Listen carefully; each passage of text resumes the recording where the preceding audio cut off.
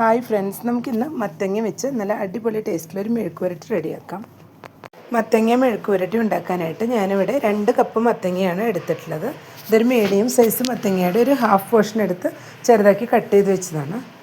ഇതുപോലെ ഒന്ന് കട്ട് ചെയ്ത് കൊടുക്കുമ്പോൾ മത്തങ്ങയിൽ മസാലയെല്ലാം പിടിച്ച് പെട്ടെന്ന് തന്നെ ഇത് സോഫ്റ്റായി കുക്കായി കിട്ടും. ഇനി നമുക്ക് മെഴുക്കുവരട്ടി റെഡിയാക്കാം. അതിനായിട്ട് ഇപ്പോൾ ഒരു പാൻ വെച്ച് 2 ടേബിൾ സ്പൂൺ വെളിച്ചെണ്ണ ഒഴിച്ച് കൊടുത്തിട്ടുണ്ട്. ആദ്യം ഇതിലോട്ട് 1 ടീസ്പൂൺ കടുക് ഇട്ട് കൊടുക്കാം. കടുക് ഇപ്പോൾ പൊട്ടി വന്നിട്ടുണ്ട്. ഇതിലോട്ട് അല്പം വേപ്പിലയും 2 ഉണക്കമുളക് പൊട്ടിച്ച് വെച്ചതും കൂടി ചേർത്ത് കൊടുക്കാം. ഇതിലോട്ട് 10ഓളം വെളുത്തുള്ളിയും 10ഓളം ചുവന്നുള്ളിയും കൂടെ ചതച്ച് വെച്ചിട്ട് ചേർത്ത് കൊടുക്കാം. എല്ലാം കൂടെ ഒന്ന് മിക്സ് ചെയ്ത് കൊടുത്ത ശേഷം ഇതിലോട്ട് ഒരു സവാള ചോപ്പ് ചെയ്ത് വെച്ചതും കൂടെ ചേർത്ത് എല്ലാം ഒന്ന് ഫ്രൈ ചെയ്തെടുക്കണം. ഇതിലേക്ക് മത്തങ്ങയിലോട്ട് പിടിക്കാൻ ആവശ്യമായിട്ടുള്ള ഉപ്പ് ചേർത്ത് കൊടുക്കാം. ഇനി ഇതിലേക്ക് 1.5 ടീസ്പൂൺ മുളക് പൊടി ചേർത്ത് കൊടുക്കുന്നുണ്ട്. മുളക് പൊടിയെല്ലാം ചേർത്ത് കൊടുക്കുമ്പോൾ നമുക്ക് എരിവ് നോക്കിയിട്ട് അതിനനുസരിച്ച് ചേർത്ത് കൊടുക്കാം. ഇനി ഒരു 1/4 ടീസ്പൂണോളം മഞ്ഞൾപ്പൊടി കൂടെ ചേർത്ത് കൊടുക്കുന്നുണ്ട്.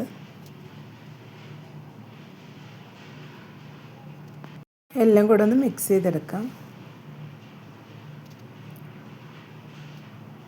ഇപ്പോൾ എല്ലാം കൂടെ നന്നായി തന്നെ മിക്സ് ചെയ്തെടുത്തിട്ടുണ്ട്. ഇനി ഇതിലോട്ട് മത്തങ്ങ കൂടെ ചേർത്ത് കൊടുക്കാം.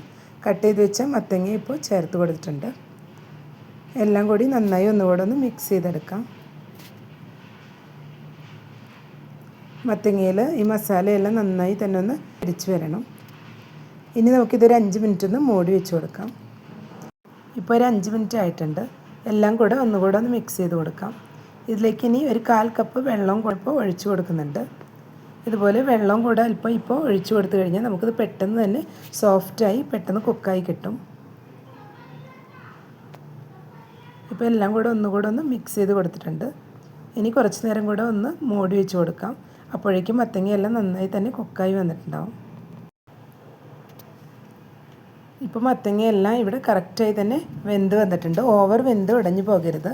ഈ ഒരു രീതിയിൽ തന്നെ കറക്റ്റായിട്ട് വേവിച്ചെടുക്കണം. അപ്പോഴാണ് മെഴുക്കുവരട്ടിക്ക് നല്ലൊരു ടേസ്റ്റ് കിട്ടുന്നത്. വെള്ളവും കൂടെ ചേർത്ത് കുക്ക് ചെയ്തെടുത്തുകൊണ്ട് ഇത് പെട്ടെന്ന് തന്നെ സോഫ്റ്റായി കുക്കായി കിട്ടിയിട്ടുണ്ട്. ഈ ഒരു രീതിയിൽ മെഴുക്കുവരട്ടി റെഡിയാക്കി കഴിഞ്ഞാൽ മത്തങ്ങ ഇഷ്ടമില്ലാത്തവർക്കും ഒരുപാട് ഇഷ്ടപ്പെടും. ഇതൊരു പപ്പായ മെഴുക്കുവരട്ടിയെല്ലാം ഉണ്ടാക്കി കഴിക്കുന്ന അതേ ടേസ്റ്റാണ്. ഇപ്പോൾ നമ്മുടെ മത്തങ്ങ മെഴുക്കുവരട്ടി ഇവിടെ റെഡിയായി വന്നിട്ടുണ്ട്. ഇനി നമുക്ക് ഫ്ലെയിം ഓഫ് ചെയ്യാം. മത്തങ്ങ വീട്ടിലുള്ള സമയത്ത് ഒരു തവണയെങ്കിലും അപ്പോൾ ഈ രീതിയിലൊന്ന് ട്രൈ ചെയ്ത് നോക്കുക. ഇഷ്ടപ്പെട്ടെങ്കിൽ ലൈക്ക് ചെയ്യാനും ഷെയർ ചെയ്യാനും സബ്സ്ക്രൈബ് ചെയ്യാത്തവർ സബ്സ്ക്രൈബ് ചെയ്യുന്നത് സപ്പോർട്ട് ചെയ്യാനും മറക്കരുത്. Thank you.